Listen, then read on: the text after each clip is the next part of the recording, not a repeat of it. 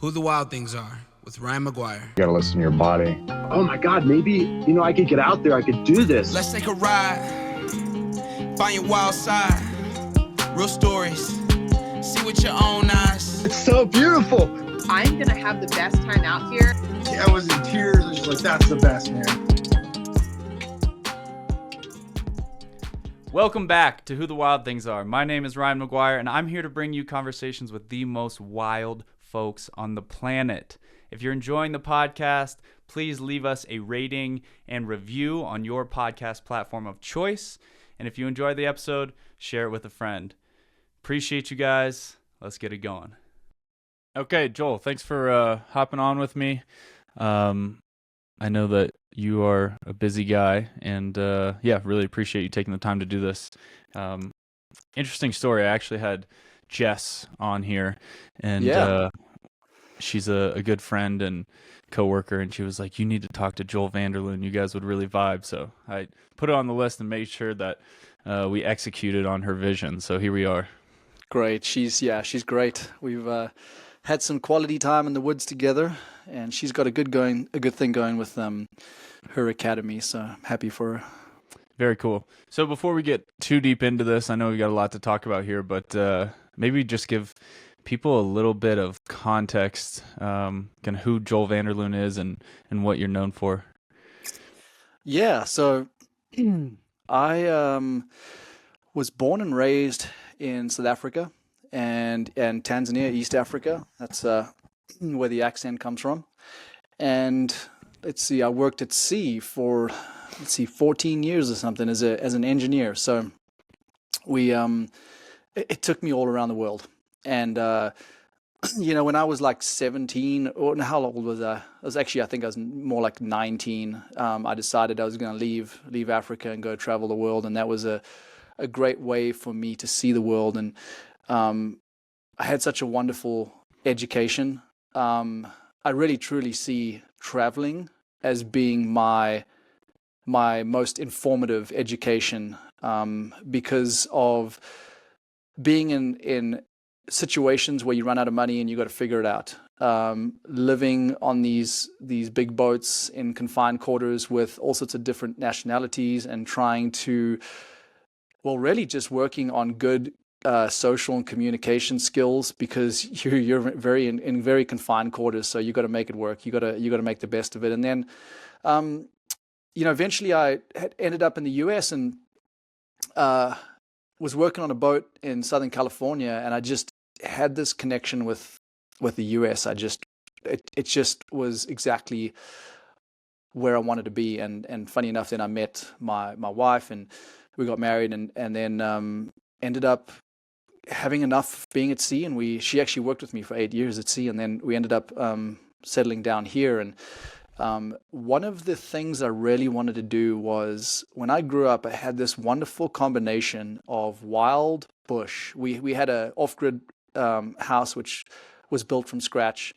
on a property that we camped on, and we had 20-something acres, and then the neighbor had 400 acres. So I had this huge playground with all these wild animals, and I had the Maasai teaching me tracking skills and hunting skills. And I just always had this affinity for both the bush and the ocean. Grew up spearfishing and hunting and fishing. And when I got off of boats, I decided that I wanted to get more into the bush again. I just missed that aspect, and it was calling to me. And took a survival course in California, and just was immediately like, wow, this is incredible. I'd never heard of survival courses, the fact that you can be trained in survival skills.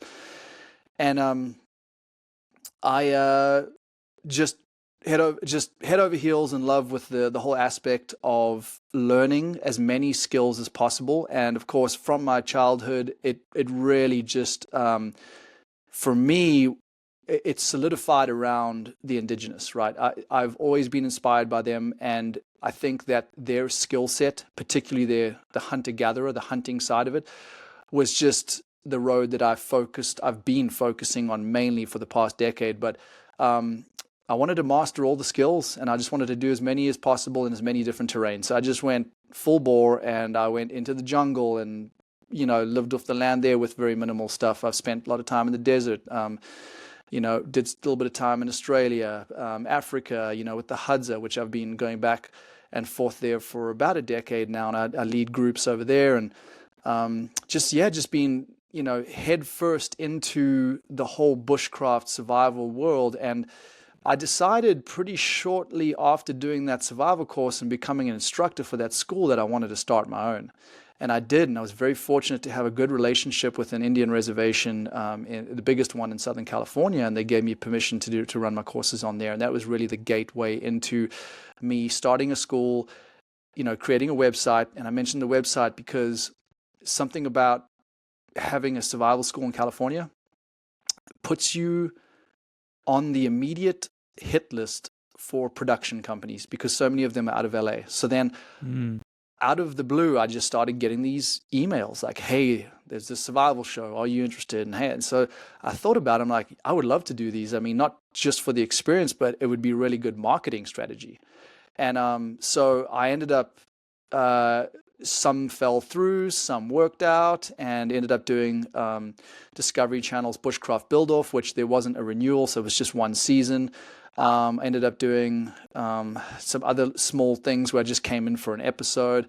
I did a pilot show for history, which didn't end up getting approved.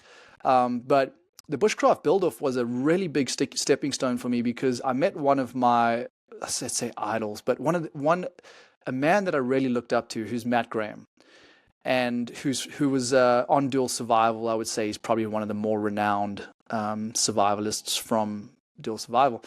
And we just hit it off. Like, there was just a connection there. And I also met Dave Nisha, who was formerly on Alone.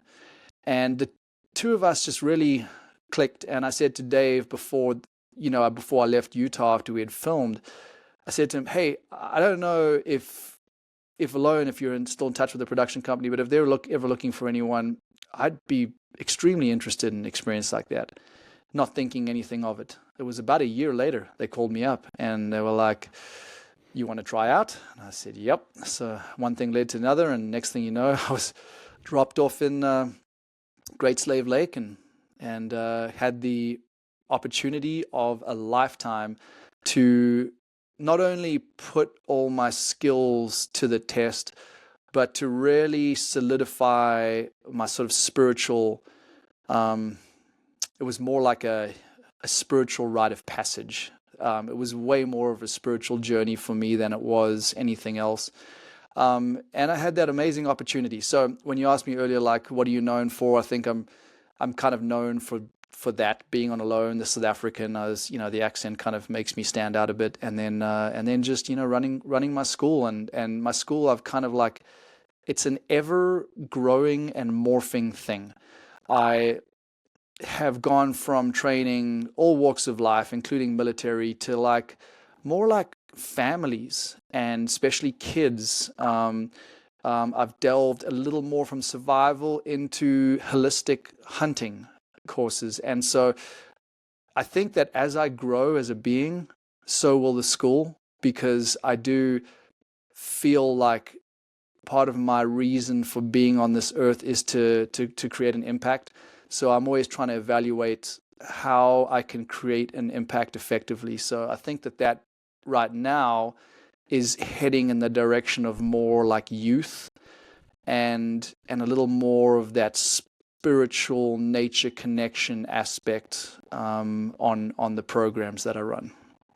It's awesome. So yeah, I mean, that's pretty much my story. And ended up in Oregon. So, long story short, I ended up relocating from Southern California up to Oregon, where I was really seeking a place that had a large amount of public land, that had elk. That was top of my list. I really wanted elk.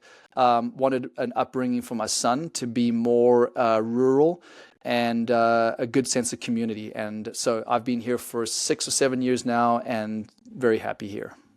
Amazing. Yeah, it's a good place to be if you want to hunt elk, hunt big game, all that sort of thing. Couple things there. One, I thought that was really cool how you mentioned Matt and Dave. Matt is a really close friend of mine as well. So it sounds like we just have like a lot of connections. Matt and I have a good relationship, and we joke that he's actually my stepdad. We tease people and tell them that because we try to convince people that from time to time. But yeah, I've got to hang out with Dave as well, and he's just such a cool, nice human being that is, I mean, just genuinely one of the best people I've ever met. As down to earth as they get. Yeah, and it does feel, at least so far in my life, maybe I'll change my mind on this eventually, but so far in my life, you know, I think similar to you, feel this call to wilderness connection. And it seems like I really enjoy the company that I meet inside of that sphere. Whatever it is that kind of is a underlining for all of us, it seems to bring some really like-minded people together. It really does. Absolutely. Especially I've found going to the gatherings, you know, when I went to Rabbit Stick a few years ago, it was so overwhelming in a good way, because there were so many people there that I knew of, had heard their names, and people I'd maybe chatted to but not actually met, and just getting into that sort of community and realizing with every cell in your body, you're like, these are my people. Like, these are the people that I can truly be myself with, and they'll get me. You know, I feel like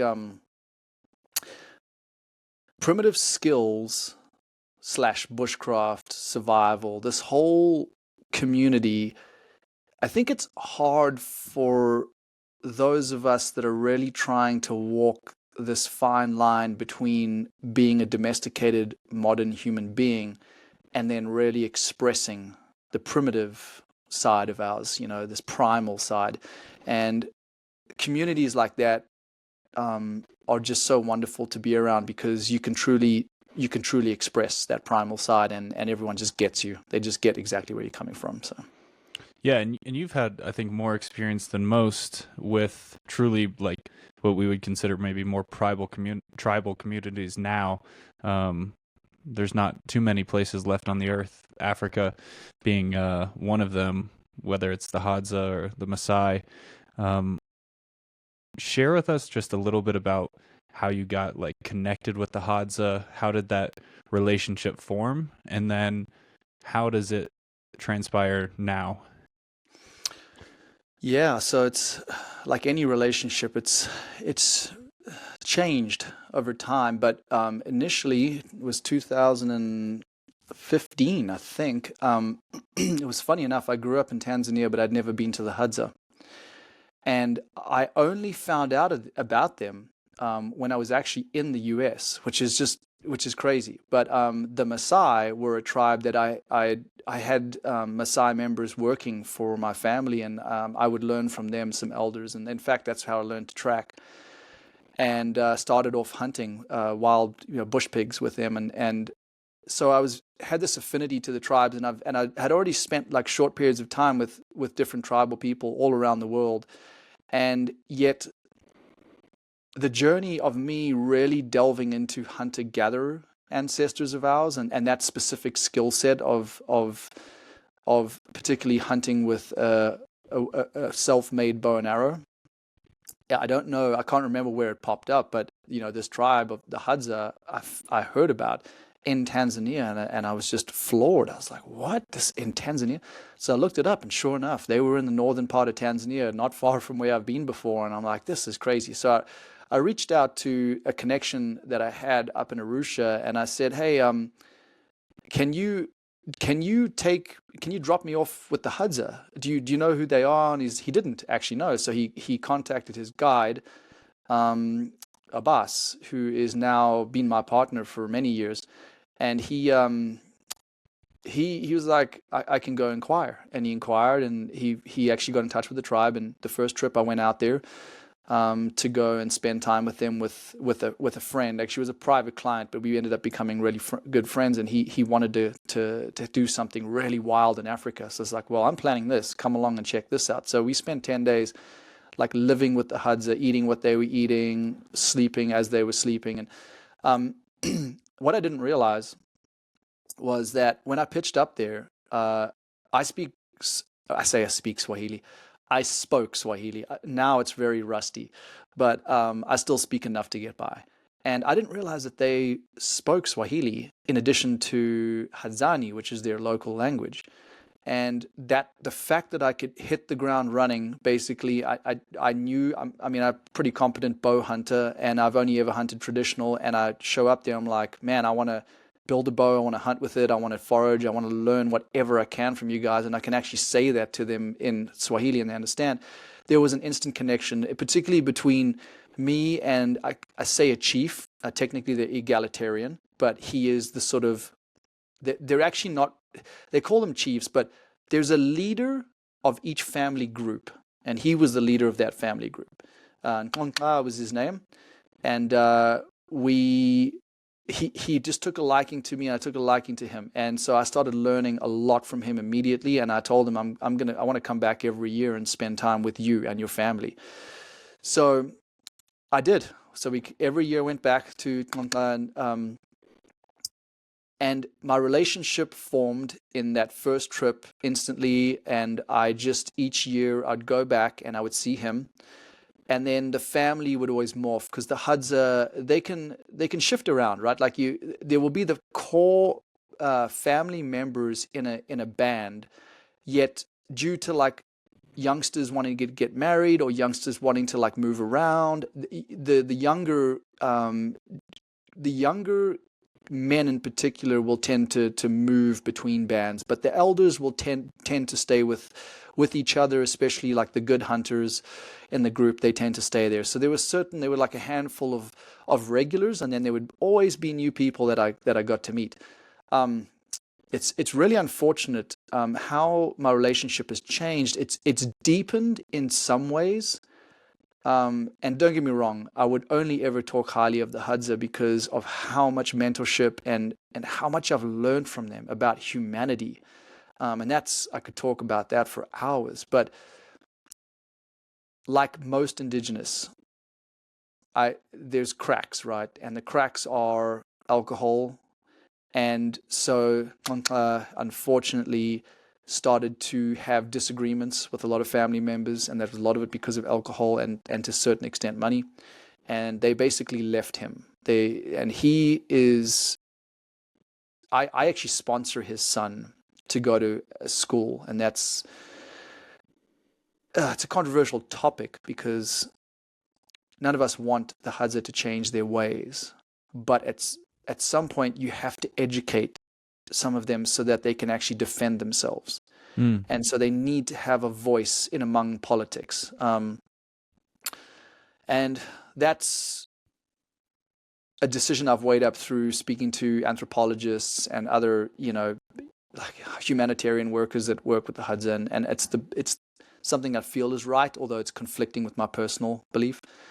However, I've kind of parted ways with Nkonka, and it's his brother now, Sokolo, who I take groups to, because I'm very particular about which Hadza I would like to work with, because there's a fair amount of Hadza, but there are a lot of them, unfortunately, that are very commercialized. Like they've somewhat sold out. Mm-hmm. However, it's not taking anything away from their skills. They do still have their skills, but they're driven by money and alcohol.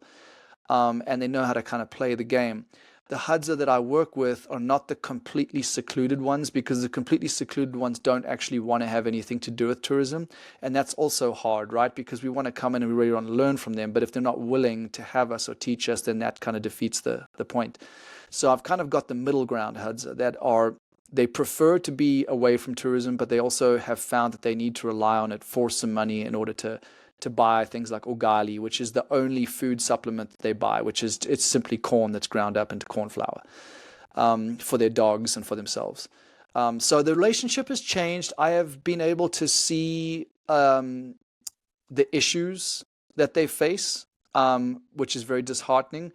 But at the same time, I've also been able to form bonds with certain individuals. So it's an incredible relationship. And each time I go back, there is so much more that I learn. And I initially went there to go and learn from them about the hard skills, right? How do they make their bows and their arrows? How do they shoot them? How do they track? Like all those things. But I ended up getting way more fascination with their social dynamic, their physical aspects. There's just so much there that you can't help but notice as being superhuman. Mm-hmm. So it's Yeah, and you kind of started to touch on it. I dedicate a lot of my time to like maybe an equal amount of time to physical pursuits, and I think that is the biggest disconnection I see between like the Western survivalists and the folks that still live a life very close to the land, is that they are required to be extremely athletic, agile, and take care of their bodies and use their bodies on a daily basis. I was just kind of speaking about this the other day. It's like when we think about survivalists in America, we have this picture of like a big, kind of slightly overweight man with a beard and camo clothes on in America. And there you see them, they're all like, agile and, tracking for miles and miles and moving on limited resources and, minimal gear. And that's really the kind of survival that interests me, is like this more minimalist style where you're really depending on your knowledge of the land and your own physical abilities and skills to make things come together rather than depending on the gear. And it seems like they are sort of knowledge keepers in that way of the old world. Yeah, they are. I mean, there are a few other tribes around the world, like in Papua New Guinea. There's some tribes there. Northern Territory in Australia, you'll find some of the Aboriginals there that are still somewhat traditional. But there's just Amazon. A handful. The Amazon, of course, the Amazon. Yeah, good. Yeah. Thanks for mentioning that. Yeah, there are areas where you'll still find them living in their traditional ways. 100% traditionally, or at least close to fully traditionally, is very hard to find. The Hadza are, I think, they're one of the standouts because they still hunt and forage with wooden bows and arrows that they make, and it's such an important part of who they are. But it also they're accessible. That's one thing. It's not that hard to access the Hadza like it is to get to the deep rainforest, to some of the Amazonian tribes. And there is such a charisma about them and an athleticism, and it's just there. I don't know. I think there's so many aspects, but they are definitely very compelling to the average modern day man that goes in there because of their lifestyle and how they hunt. And I think it makes them just a little more endearing than other tribes. And the fact that it's in the Rift Valley in Africa, like there's so many reasons, but I do think that they have something very special. There is like I say, this charisma to them that when you go in there and you spend time with them, like I've definitely spent time with other indigenous, that there's almost a stoicism that comes from a hard life, right? It's a hard life trying to feed yourself and take care of yourself, keep yourself alive in harsh environments. The Hadza just have this fun-loving, wonderful attitude that is so contagious when you go and spend time with them. And everyone that leaves ends up getting so enamored by them that they create such an impact that it changes lives of almost every person I've taken in there. And it's just the nature of who they are. And I think that is what makes them so wonderful to spend time with. Is you look at them and you're like, oh, this is like, romantically, this is like exactly what I picture us being like as hunter-gatherers. They just fit that stereotype so perfectly. And that's wonderful. And the other thing too is that, unlike a lot of the sort of other Stoic tribes that I've spent time with, they are so charismatic, and they have such a good sense of humor that there's this interesting way that you can relate to them even if you don't speak the language, that universally seems to happen with most people from all walks of life. They can come over there, they can seem to communicate and have a great time with them. And I think that's what's special about them.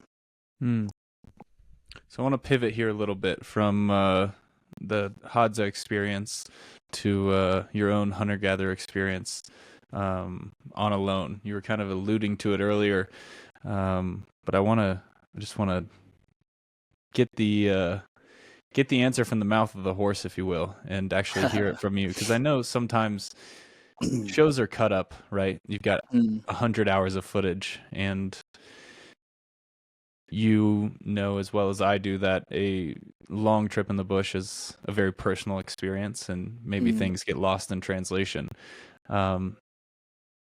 Walk me through kind of what your mindset was when you were about to head out into the wilderness in alone. Was it nervousness? Were you excited? Did you have a lot of plans, or were you kind of flying off the cuff? What was your mindset going in? I was definitely more excited than nervous.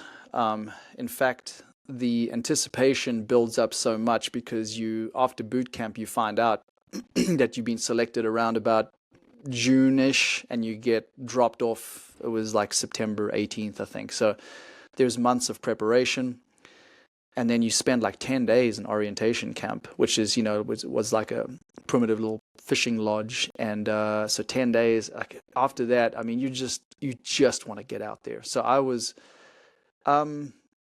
very comfortable with the environment. I had spent 10 days living off the land with nothing but a knife and a water bottle and a piece of string for 10 days. And that was like in 2017. So that was a few years before Alone. Environment's very similar. And I just felt very, very at home and comfortable there. So I wasn't intimidated by the environment. Because, I mean, as you know, like, the environment is the most important part of trying to live off the land. Like, you need to understand your environment, right? Like the resources and how to find them. And there was still a lot of learning I knew I needed to go through. But for the most part, I felt comfortable. So I was just really excited. And when I got dropped off, it was just elation, just pure like emotional elation to just finally be alone and be able to like do what I wanted to do. As far as plans, I don't really ever go into the woods with too many plans. I try to feel the energy of that environment, and I always will go in there with, like a ceremonial type prayer, because I believe in the energetic existence of ancestors and spirit in the land. And I truly believe that in order for you to be living out there in a good way, you need to show respect, and you need to pray and communicate with that energetic existence. Otherwise, I think that you're going to have a hard time out there. Not always, but sometimes. So I just went out there with the plan of exactly how to build. Actually, the only thing that I had a legitimate plan, which executed exactly to plan, was my shelter. I knew the size of the tarp we were getting, and so I had here at home, I'd practiced building a shelter to be the smallest possible shelter that I could build with a reasonable amount of comfort. Because I wanted, obviously, shelters, right? They're kind of like based on the same aspect of our clothing. If we wear tight clothing and, it's tight fitting, we're going to be warmer than if it's all loose and baggy. And so I didn't want a big shelter. I wanted something small that would really capture the heat and keep it in there, because I knew that it was going to be cold. And so the shelter was flawless, like in the plan. I shot my bow every single day, got extremely accurate. And that's about the only physical prep that I did for the show, as far as skills go. But I was not one of these that ate like a gallon of ice cream a day. And I just chose to eat as much as I could, but focus on eating healthy. I cut my workouts down so they weren't as high intensity, but I still did strength training and stuff. I wanted my body to be ready for an experience like that. I didn't want to get out there feeling like grossly overweight and out of shape. I just don't see that as being a benefit. But more than anything was just prepping myself for the quiet time and the alone time. So just a lot of meditation. I've never understood the come out like a gelatinous blob strategy. Just like for mental well-being too. Like, you start to fill your body up with that junk. The brain, the body, the soul, it's all connected. So it's like if you're filling your body up with a bunch of junk intentionally, it would be like consuming a bunch of garbage news that's like, really depressing. Like you're just taking in negative energy, bad things constantly. I don't know. It just feels like there would be a downstream effect of that. I understand like wanting to put on some extra weight, maybe eat more ribeyes and less chicken, but I don't understand the need to get super fat for something like that. So it's a legitimate strategy. It is. On average, you're going to burn a pound of body weight a day.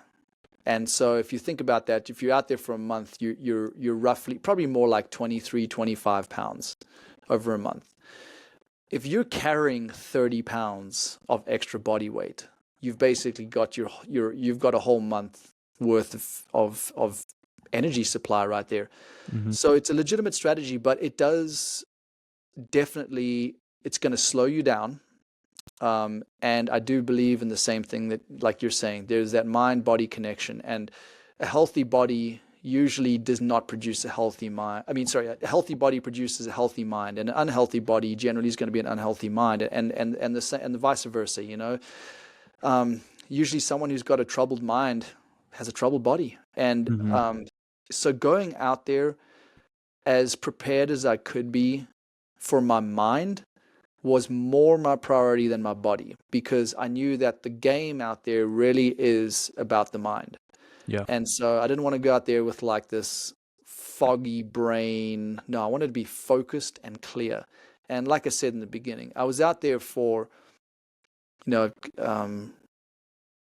deepening my relationship and connection with our Creator. And so to do that, it just didn't seem right to me, like to prepare for a spiritual experience, to go and eat like McDonald's and drink and eat ice cream every day. It just seemed counterintuitive. And I just try to get as many vitamins and minerals in my body to just try and fill it up like nutritionally as much as possible.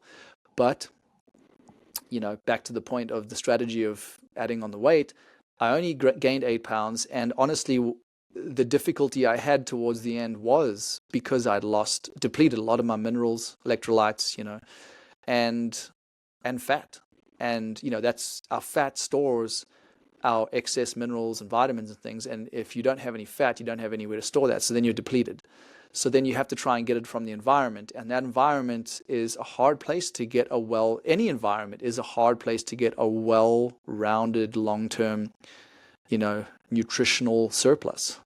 Especially in the context of a solo journey, right? Yeah. It's like this is a very like Western concept. It's like, let's see if we can encourage people to do this alone. It's like that's not how things worked in the old days. That's not how our ancestors did it. They would have a village of people with food systems set up. They would have trapping lines and groups that hunted and individuals that were processing grains or berries or things like that. It was a more complex system than just like one person on an island hunting and fishing all by themselves.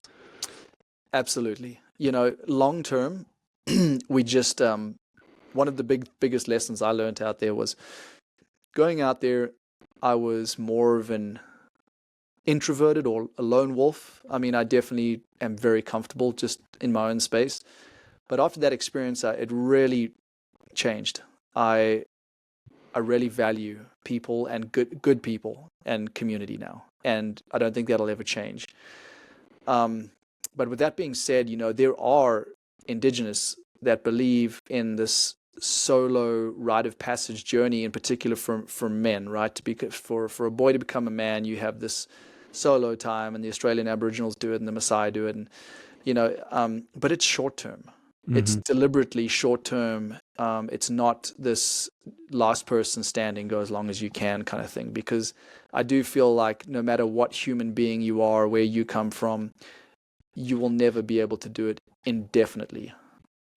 Yeah, and I've, been a student and also instructor on a lot of different courses where there is significant weight loss. And there's something so beautiful about those coming of age experiences where you're really pushing, you're traveling further than you have on less than you ever have, and you're really having to rely on yourself, and it's beautiful, and you have such clarity, and you're able to access different parts of your mind that you can't access in the front country. But like you said, those aren't go as long as you can. Those are kind of a finite experience that's eventually coming to an end. Yeah. I think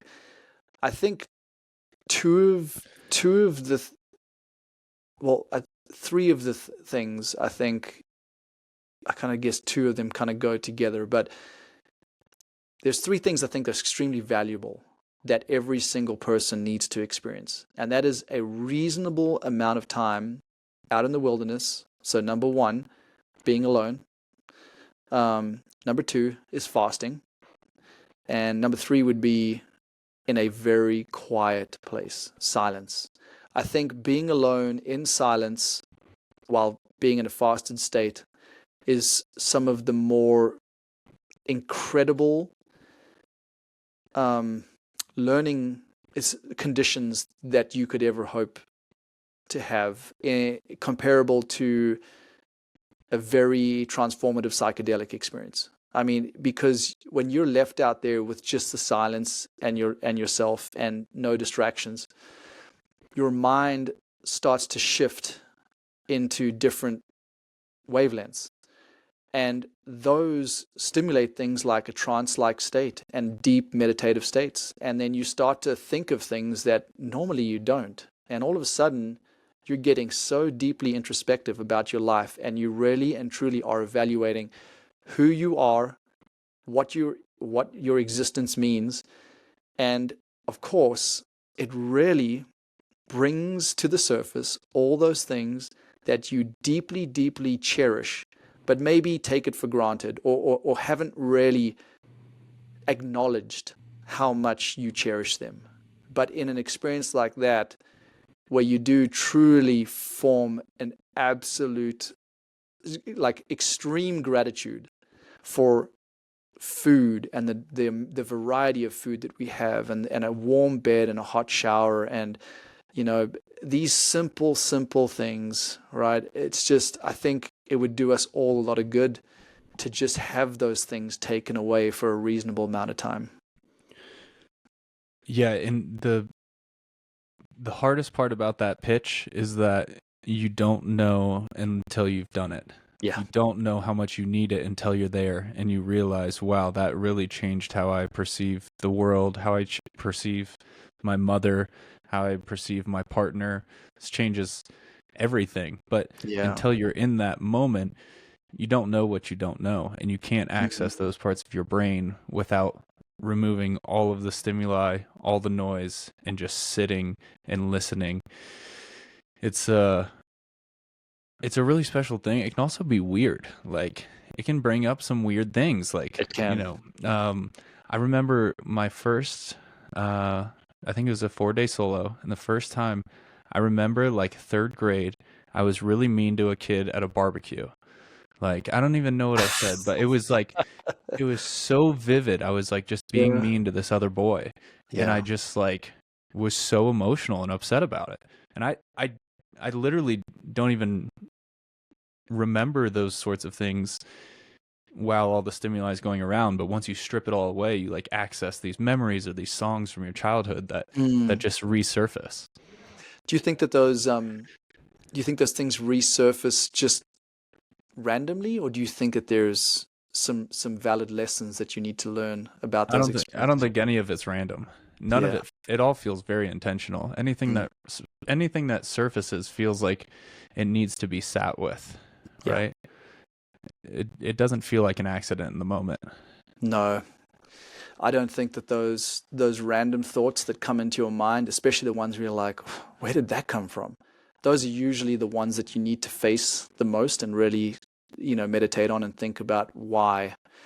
Because I do think that those are divine messages that are coming into your head for you to learn another lesson. Because I truly believe that our existence here in this lifetime is really and truly about evolving. It should be anyway.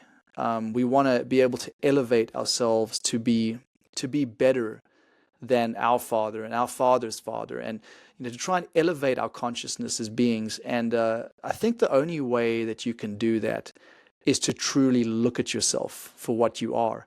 And the problem with society and this crazy busy world that we live in these days is that we have so many distractions that you don't have to look inwards. You can distract yourself from looking inwards. But when you're out there alone in the silence, you can't. And those thoughts are going to come up, and the ones that are going to come up are often going to be difficult, because those are the things you have to face, right? It's the difficult ones that you have to work through. And so in this era,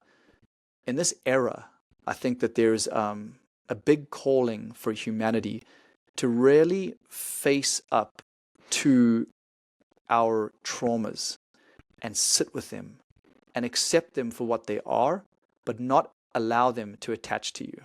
So almost being like out of your body, looking at them, observing, accepting, and then just letting it go. Because I think that there's been too many generations now that push trauma aside, just kind of ignore it, push it aside and not face it. And it always seems to come back. It affects your whole being when you can't actually just truly face hard emotions and work through them. So these experiences are just, I think they're going to do that automatically, whether you like it or not. And that's why I think a lot of people that have had some sort of a severe trauma in their life, going out there and being on a show like Loon, you need to be prepared for that. I mean, when I say prepared, I don't even know if you can be, but you need to be prepared you need to be willing to have those experiences, because they will come up. I mean, there was a variety that came up for me. I wouldn't consider myself of having a very traumatized childhood or anything like that. I feel like I've been pretty blessed in life. There's been some hardships, but nothing major. But I think for some folks that go out there that have had some severe trauma, there's no doubt they've had to face that. And I think that that's the medicine. That really is the medicine, is to face it and then face it head on and then work through it and move on. When you went through those moments on the show, how did you wrestle with them? Was it like did you just take a day and try and relax and sit with the thoughts? Would you kind of sit with them and then go get other tasks done and stay busy? I know there's a variety of thought processes about how to deal with mental struggles of being alone for that long. What was your remedy? Well, there were certain things that would pop up from childhood that I found extremely surprising and fascinating that they had popped up. And so I really wanted to just allow them to just bounce around in my mind and just see how I felt about them. And it brought up a lot of questions. I think more than anything was like when you just let something bounce around your mind like that, there's questions that start to form, and then you kind of dwell on those questions for a bit. And of course, I have no one to talk about it with out there, so I'd had to keep some of those questions until I get home to speak to family members and bring some of those things out. But there were the times, like with my son, for instance, where I would like feel this just physical tug, like I wanted to just touch him and see him, and I couldn't. And so I would allow myself to truly feel the worst and hardest part of that emotion for a little while. And then I'd be like, okay, now let it go. Because you can't, the mind is interesting. Like it'll want to fixate on things that make it feel good. And so you can easily fixate on a cheeseburger and your son at home, or your wife and your, hot shower in your bed. You can easily fixate on those things, and the mind will just happily go back to those things. So I don't think it was my strategy to allow my mind to completely dwell on those things, but I also wasn't going to completely restrict it from it either. I felt like that was not healthy either. So I would just allow my mind to have its moments to like dwell on something, and then I would just actively just decide, okay, let's cut it off right here until I kind of found a rhythm on how to think about things. But honestly, a big part of my strategy with it all was really just not to think. It was just to be. Yeah, that's very much like the Buddhist mentality, right? Correct. Like, be present in the moment. Don't think so much about what could be or couldn't be or future or past. Just kind of sit here in the presence. And most of the questions that I kept myself busy with asking a lot of questions, right? Like nature for me is like a living organism, like John Young, who's just an amazing person, who was mentored by Tom Brown Jr. He calls it the sacred questions, and I'm continually finding myself asking those sacred questions when I'm in the wilderness, which is like, why is it like that? Where did it come from? What is it doing? Like these questions. And you can look at nature in as much detail as you want, or you can look at it from the surface. But those questions, you'll never be able to answer them all. And so being out there with, in quotes, nothing to do, it's really easy to keep your mind busy if you look at everything and question it. There's wildlife, there's birds, there's the way trees grow, there's the wind direction and why it blows certain ways certain days and others it doesn't. Why are the fish biting today and they didn't the other day? Like, where are they? And why do they come swim by at this sort of day? And why did I get one in the net yesterday but not today? And like the questions are never ending. So I found myself constantly questioning and then getting a lot of satisfaction where I could like scientifically prove that I got the answer right, and then some things I just couldn't get the answers for, and then I just would dwell on that and try answer it the next day and the next day and the next day. And I found that to be a lot of satisfaction because you really form a relationship with a place when you ask those questions. And I think almost any participant that spent a reasonable amount of time on that show in a location, when they leave, they would explain it something along the lines of like, I had a relationship with that place, and that this relationship is now ended, and it's hard. It's depressing. It's kind of like a breakup. Yeah, definitely. I mean, it's very much a living thing, right? Yeah. It's, and it's living on multiple levels. Like it could be a manifestation of God, or it could be living like from like a biological scientific perspective. Like absolutely. The ground is breathing. It is aspirating, right? The trees are bringing in CO2 and releasing oxygen. So it could be like from a spiritual perspective or, from a very science-based logical perspective. Absolutely. Which sometimes the crossover is, it's just, this relationship between like spiritual and scientific is, sometimes they work for each other really well. Other times they don't. But I think a lot of the time there's enough crossover. Have you read Braiding Sweetgrass? Yeah. And that's kind of the ethos of that book, right? Is like this basically braiding, this weaving of like scientific principles. This woman who is classically trained in botany, and she also happens to be an indigenous woman who has all of these myths and stories and tales of the three sisters passed down and how they kind of support each other. And they don't actually have to be at odds. They don't. That's the thing. And a lot of the time they don't have to be, and they're not. That book, there's no ways I could recite it, because I think if I remember correctly, it's like 2 or 3 pages, but it was the prayer. Yes. I don't know if you remember that prayer. That is Yes. one of the most, it just gives me chills thinking about it. I think it was the gratitude for the land, and it just cycles through all the elements, and the way that prayer, the way she's written that, is just so touching. It's perfect. It's a perfect way to express gratitude for this land. I have it sitting on the shelf right there. I'll have to read it after this and refresh myself on it. It's been a minute. One thing I wanted to ask you about that you had mentioned there was your son, and I don't have any kids, but aspire to be a father one day. And I'm curious how that has changed or enhanced or taken away from or challenged you in terms of spending time in the bush. What does that look like? Is it harder to get time now, or is it even easier given that you have someone else to take with you? How does it feel being a dad? Being a dad is amazing. And I feel very blessed to have the son that I do.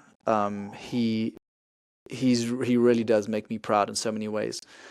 He's still, he's 7 now. He's almost 8. He's it's interesting because when he was really young, like 2, 3, he would actually, obviously not hiking long distances or anything, but as far as like making fires and, whittling, he's had a knife in his hand since he was probably 3, and, been around making campfires and stuff. But he doesn't quite share the intense passion that I do with the bush in the way that I do, which I had this from a very young age. But he doesn't. But he's very athletic, and he loves camping and fishing. He loves being out there. But it has been, I guess, to answer your question, it's definitely taken time from me being out there solo, although I can't complain because I do still get my time out there solo several times a year. I'm out there doing my thing. It's just not as much as I could be without a son.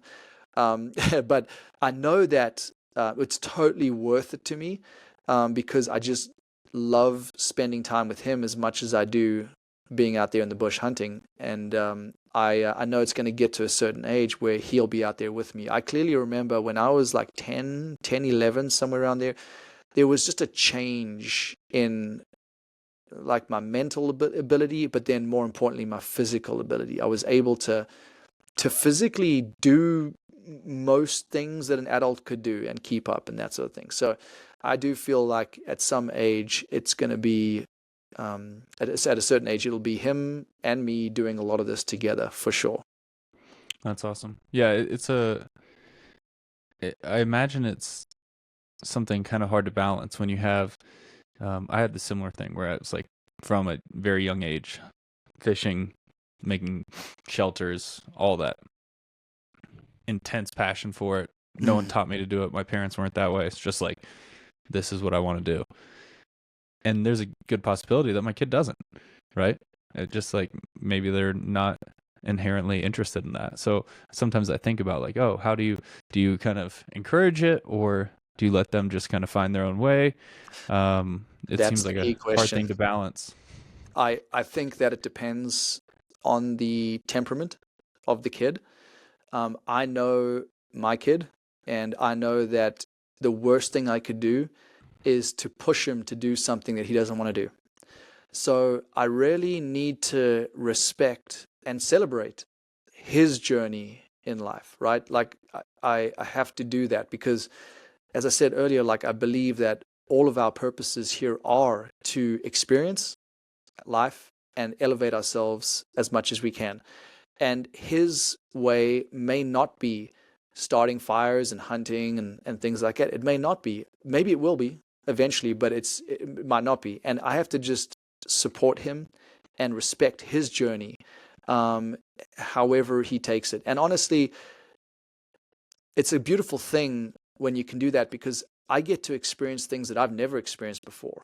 Like football, American football was not a sport I had growing up.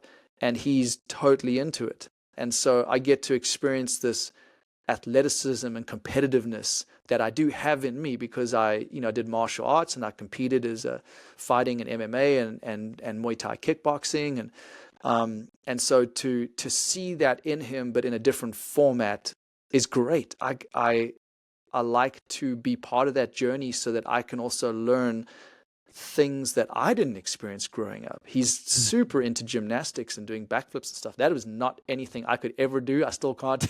And just to watch him dedicate his focus and his time to practicing it, I just choose to celebrate the blessings that he has been given and really try not focus on the actual topics that he chooses to express that in. Yeah. Another one of your pursuits that I wanted to mention, you were kind of alluding to it before we started recording here, was your podcast. And that's kind of how I got to learn more about you. I think podcasting is such a cool medium because you can actually, like, I could look on social media and try and see who you are, but I would not be able to actually figure out what your vibe is, what your what more authentically you. And podcasting, I feel like, allows people to do that.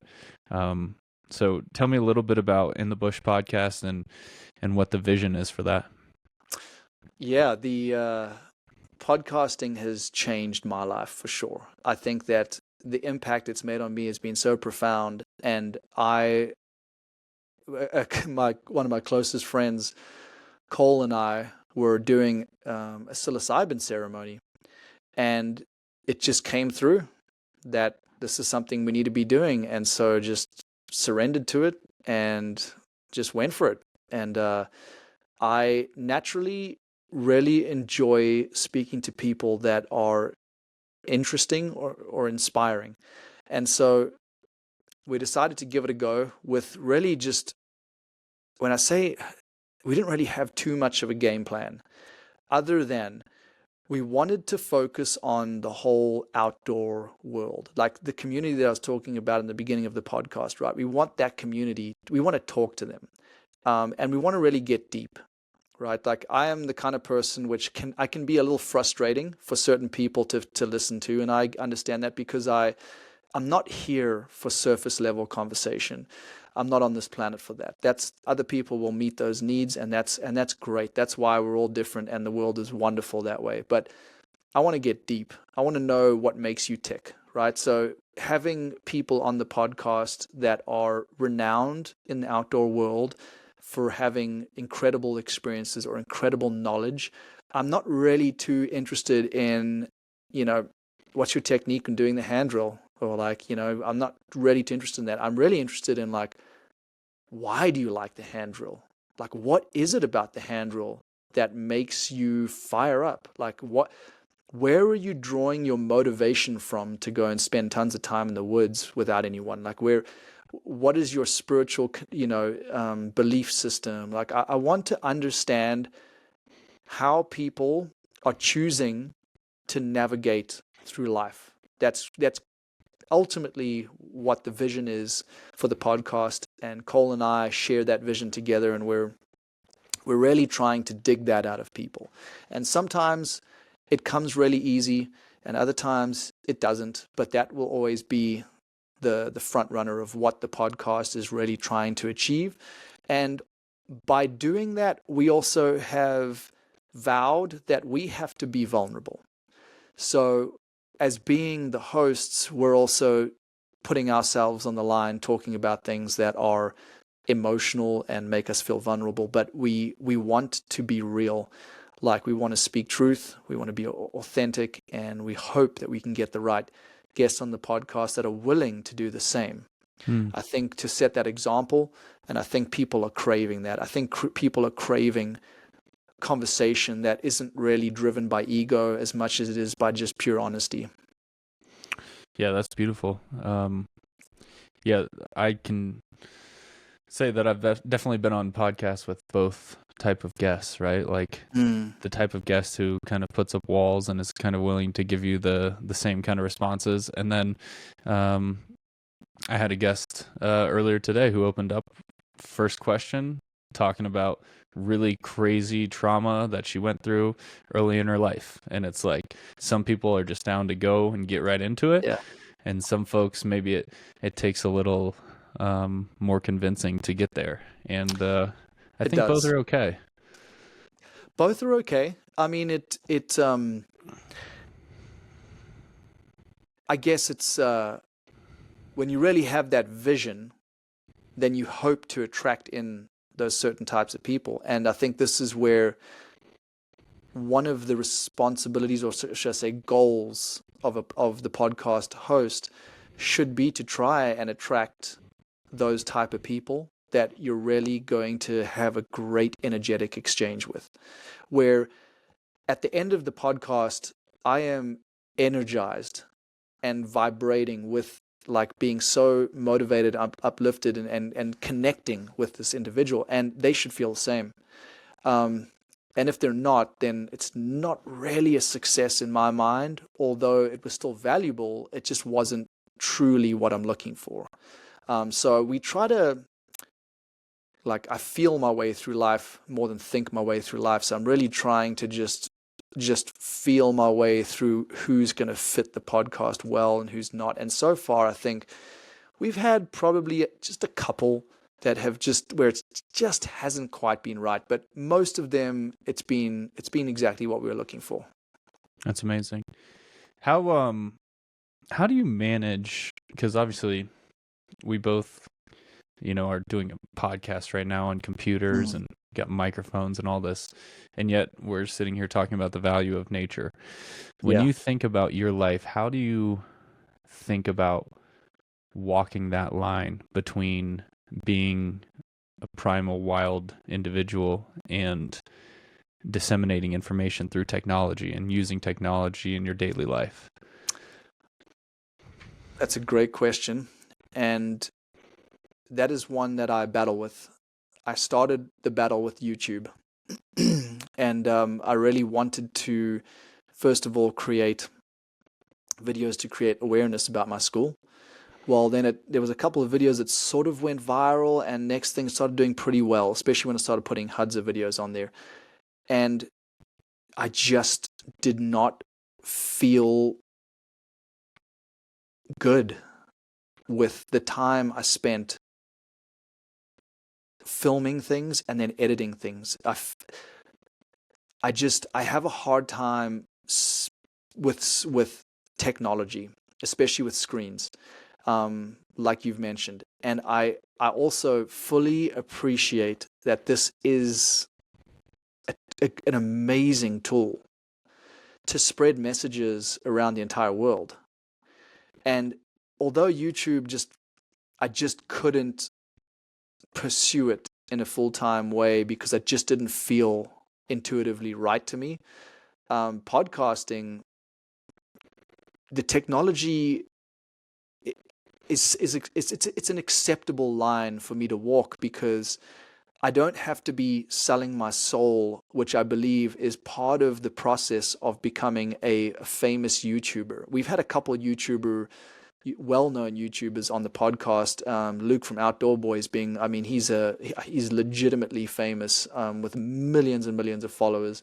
And the amount of dedication to envisioning these videos and that, and I've spoken to him about this in depth, it takes away that, like, sacred connection to why you're doing that. It really becomes a job. And so I cannot do that. I cannot do that. Podcasting is, I feel like, a good balance, because you can sit down in front of a computer, bang out whatever, an hour to 3 hours of wonderful conversation, even though it's through video. Like, I can see you, I can see the expressions you've got, like, there's a connection there. And then I can just click end call, and I don't have to edit we don't do any editing. Everything is just organic, authentic, and then, Cole does some of the editing. So I feel like that line is hard to walk,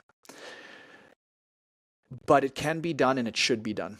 I think that's the real key, is that when you feel like you need to do something because it's part of your path, you really just have to do it. And so I would rather not have anything to do with screens, but I also don't think that my world could function in the way it does, running a survival school with all the bookings and stuff, and then managing the website and doing a podcast. Like, the impact that I can make doing this, I think, is worth it. It's worth it. However, I've also had to really understand how to counteract that.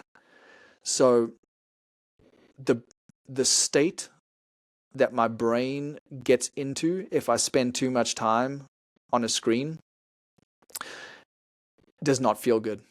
And it takes me into a totally different mindset than nature does.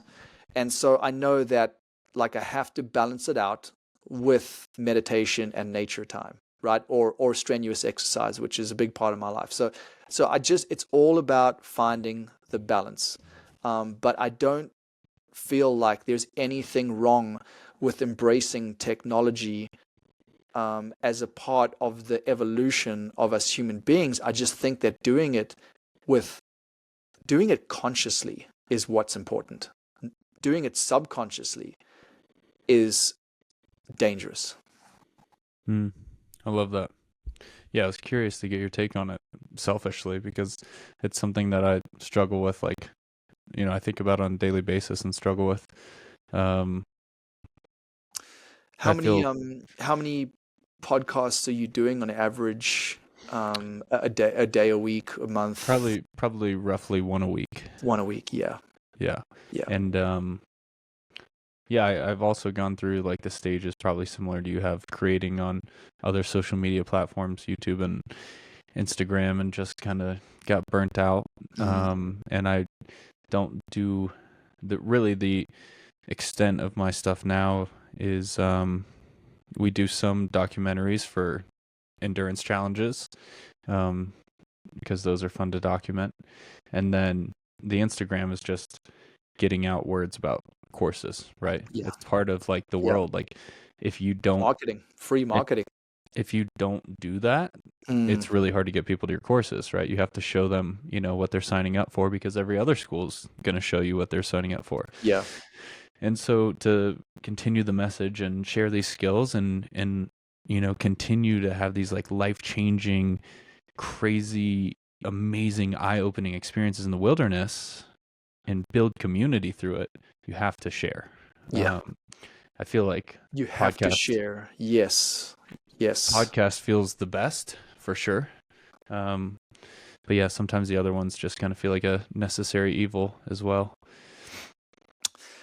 They are. I mean, they absolutely are. And I've put it to the test. I've sent out, I've put in the effort to doing the emailing list, and then next day, bookings come through, and then I've done posts on Instagram, and next thing I get, messages, like people wanting to sign up.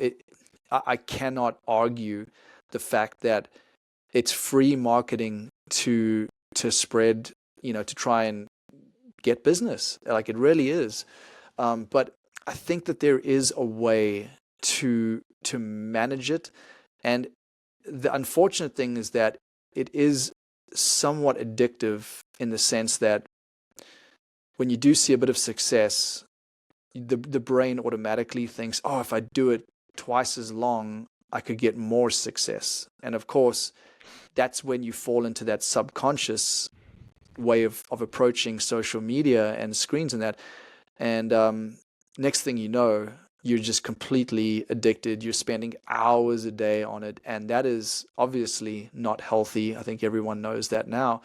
So I just think it's like, it's horrible to say it, but it's almost like people still drink alcohol even though they know it's not healthy, right? And it's like almost like, okay, so you're going to have your alcohol. Well, just make sure after you have your alcohol, drink a ton of water and eat a salad. Like, it's almost like, I'm gonna go in, I'm gonna do my digital thing, and then I'm gonna get out and I'm gonna go into the woods and I'm gonna go detox. So it's unfortunate, and I hope that as I get older, I may get to a point where I can have the luxury of maybe paying someone to handle the all of the digital stuff for me, because I honestly, if I could make enough money to not have to do any of that and pay someone else to do it, I absolutely would. Yeah, then you've truly arrived, Joel. That's when you've made it. Well, this has been an eye-opening conversation for me, and I really appreciate you taking the time. Before we hop off, just let people listening know kind of what's next. You got any courses coming up or big adventures? Yeah, we've got so Bush Survival Training, bushsurvivaltraining.com is the website.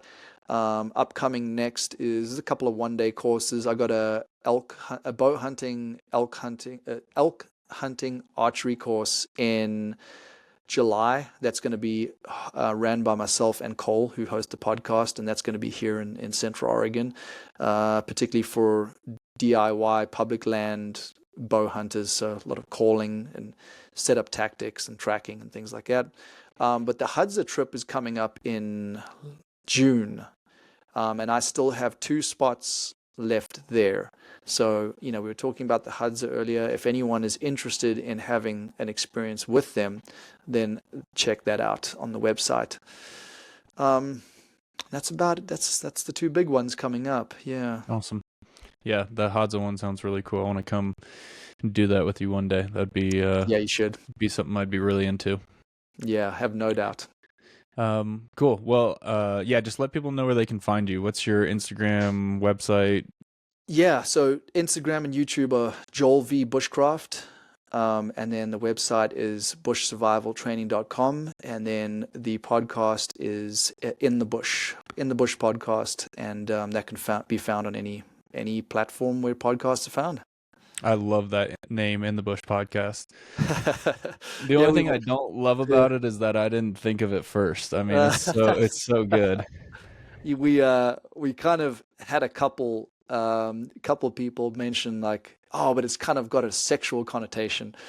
And I'm like, well, so be it. Makes it interesting. Take it however you want it. Take it however you want it. Yeah.